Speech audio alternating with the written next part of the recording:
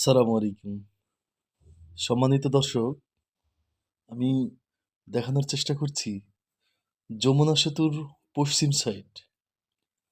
সুন্দর প্রকৃতির কাছে একদম চিরসবুজের যে দেশ আমরা বলে থাকি, সেই সবুজের যে সুন্দর একটি দৃশ্য এখানে দেখতে পাচ্ছেন।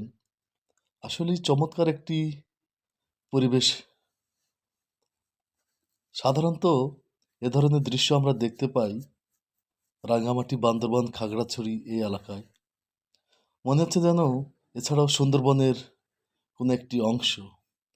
আসলে যমুনা সেতুর এই গাছগাছালির বেড়ে ওঠার বা অনেক গাছ হওয়ার পিছনে যে রহস্য বা কারণ, যে যমুনা সেতুর যেই আবহাওয়া, যমুনা সেতুর আশেপাশে যে পানি বিরাজ করে, আসলে পর্যাপ্ত পরিমাণ সেই পানির কারণেই মাটিগুলো অত্যন্ত সতেজ, যার কারণে হয়তো এই গাছগাছালি বেড়ে উঠেছে। দেখেন, আমি চলন্ত ট্রেনে ধারণ করেছি ভিডিওটি প্রায় ১.৫ মিনিট। এছাড়াও আরও অনেক দূর পর্যন্ত এটা দেখতে পাওয়া যায়। আপনারা দেখলেই বুঝতে পারবেন। ধন্যবাদ যারা আমার ভিডিওর সাথে সংযুক্ত হয়েছে।